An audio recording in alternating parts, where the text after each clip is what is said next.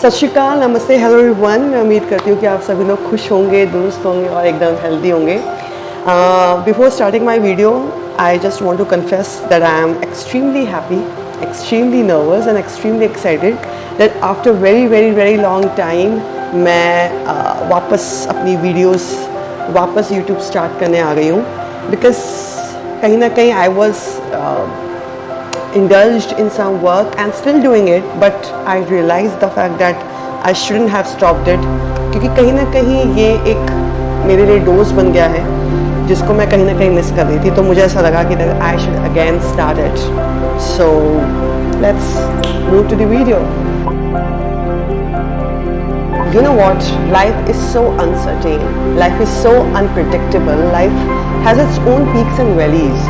We have certain plans, but we are not able to make it. हम बहुत कुछ सोच कर चलते हैं कि हम ऐसा करेंगे, हमारा फलाने दिन का ये प्लान रहेगा, हम ऐसे करेंगे, हम वैसे करेंगे, लेकिन कई बार वो चीज़ें नहीं हो पाती हैं। कई बार सर्कमस्टेंसेस ऐसे बनते हैं जब हमें ऐसा महसूस होता है कि that life is going really tough, that life is going really complicated, we are not able to make it, we are not able to move according to our plans.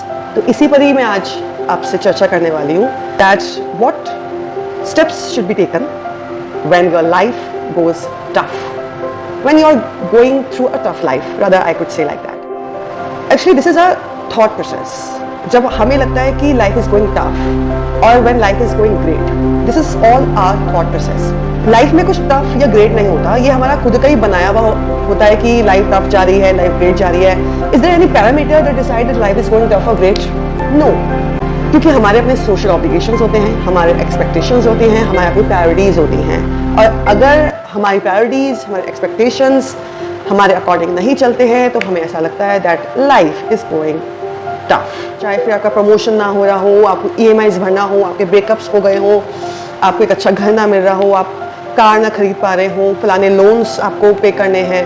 There are so many things जो आपको एक mental stress में ले आता है और आप ये सोचते हैं that life is going tough. तो कुछ ऐसी चीज़ें मैं आपसे डिस्कस करना चाहती हूँ जो कहीं ना कहीं हमें ये सोचने पर मजबूर कर दे और एक रिवर्ट प्रोसेस बना दे, रिवर्ट थॉट प्रोसेस बना दे that no matter that life is going tough, we can make it simpler, we can make it easier, we can make it as simple as possible.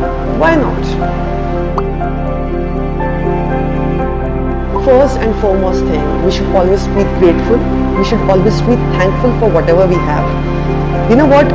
हमें इस चीज़ का एहसास ही नहीं है, हम इतने इनसेंसिटिव हो जाते हैं, हम इतने अनअवेयर हो जाते हैं कि हमें ये पता ही नहीं है कि हमारे पास इतनी सारी चीज़ें मौजूद हैं।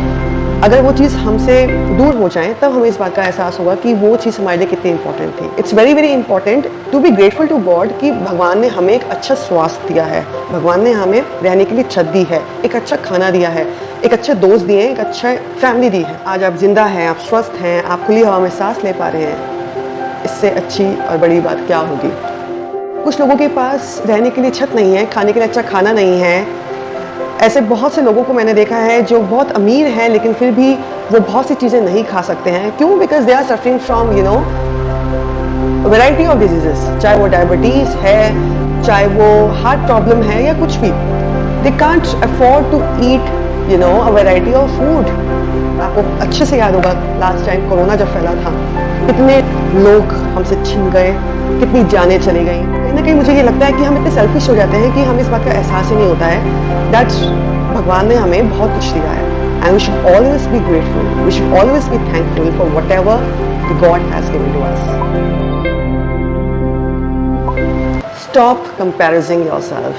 यस, हमारी एक बहुत गंदी आदत है, हम ना अपना कंपैरिजन लोगों के साथ बहुत करते हैं। आजकल सोशल मीडिया ने ना ये बहुत अच्छे से प्रमोट करना शुरू कर दिया है कि हमें इस बात का गिल्ट होने लगता है कि हम इसकी तरह नहीं हैं, हम इस फलाने की तरह नहीं हैं, हम इसकी तरह सुंदर नहीं हैं, हमारा इसकी तरह घर नहीं है, हमारा इसकी तरह एक सोशल नेटवर्क नहीं है। हमें इस बात का बहुत गिल्ट होता है और ये सोशल मीडिया ने बहुत अच्छे से फैलाया हुआ है। और हमारी भी खुद की एक आदत है कि हम अपना कंपैरिजन तुरंत कर लेते हैं। हम ये नहीं समझ पाते कि हमारे स्ट्रगल्स हमारे हैं, उनके स्ट्रगल्स उनके हैं।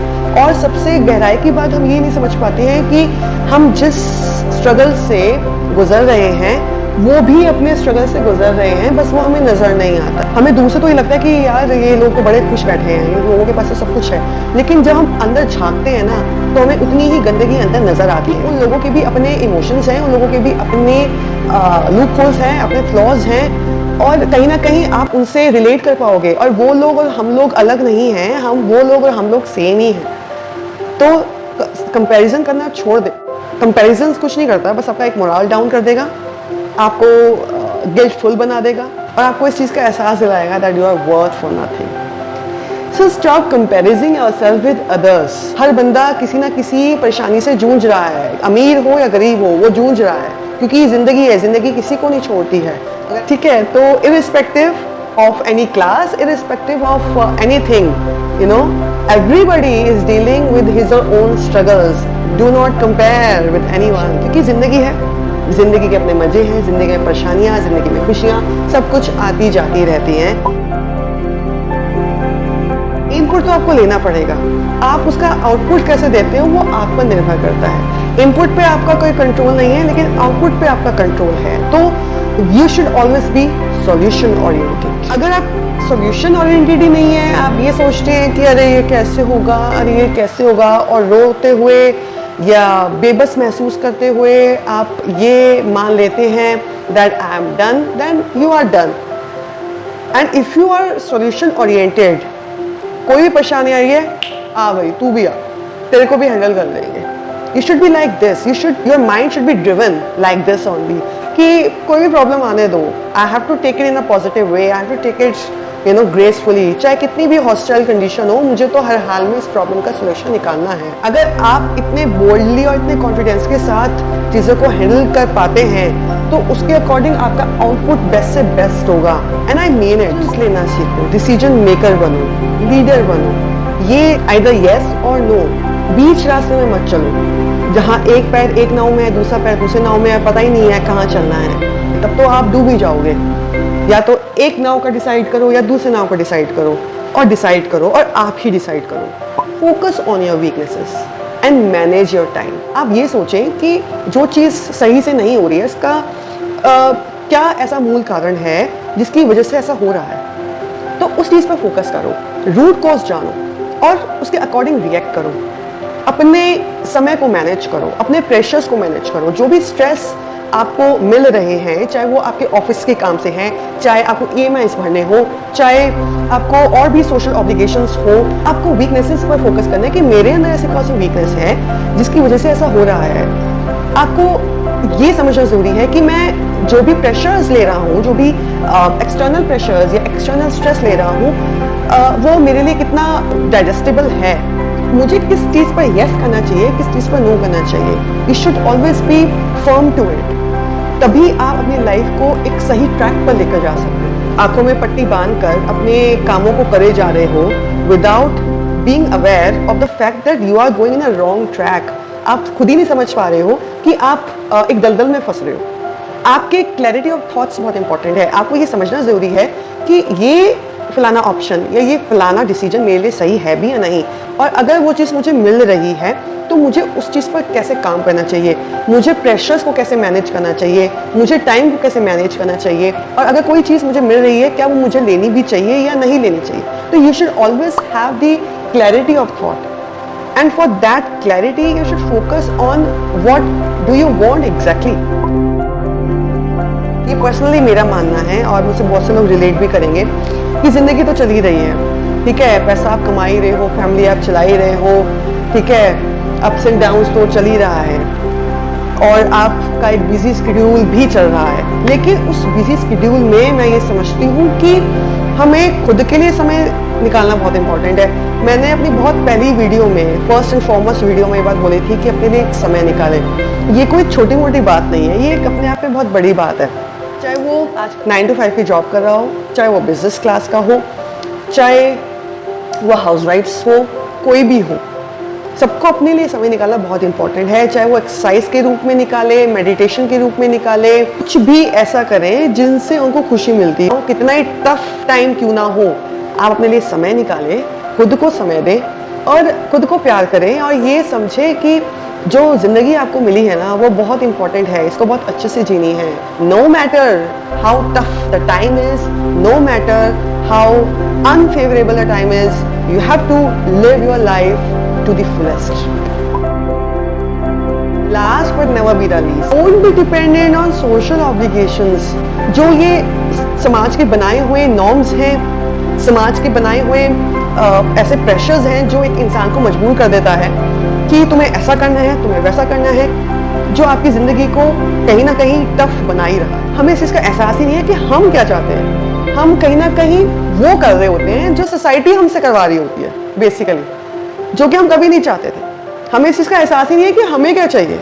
हम वो कर रहे होते हैं जो सोसाइटी हमसे करवा रही होती है, जिसकी वजह से हमारी लाइफ और टफ हो जाती है. आप सोशल मीडिया में देखिए, आपको इतने सारे ऐसे एड्स मिल जाएंगे, मार्केटिंग प्रमोशंस मिल जाएंगे जो आपको ये एहसास दिलाएंगे कि तुम्हारे पास फलानी चीज़ नहीं है, तुम इसे खरीदो. ठीक है, चाहे आप इसे अफोर्ड कर सकते हो या नहीं कर सकते हो, चाहे वो आपकी नीड हो या नहीं हो. अफोर्ड तो बहुत दूर की बात है, आपको नीड भी नहीं होगी, आप फिर भी इसे खरीद लोगे. क्यों? बिकॉज आप देख रहे हो ना कि उस फलाने के पास भी है, और वो आपको ललचाएंगे, वो एड्स आपको ललचाएंगे कि आप उसे खरीद ही लो, चाहे वो कुछ भी हो, क्योंकि आपकी एक सोसाइटी में ग्रैब बन जाएगी कहीं ना कहीं. Don't forget to watch out my previous video, 4 लोग क्या कहेंगे, अगर जिसने नहीं देखी है तो. इट्स वेरी वेरी इंपॉर्टेंट कि आपका खुद का अपना एक विवेक है, आपका खुद का एक कंसाइंस है जो कि आपको भगवान ने बहुत भली भांति दे रखा है, और आप उस पर अच्छे से अगर चलेंगे तो अपनी लाइफ को और बेहतर और सिंपल तरीके से बना सकते हो, बजाय कि so called complicated, so called tough life आप बनाओ. Because all is actually well and all is well.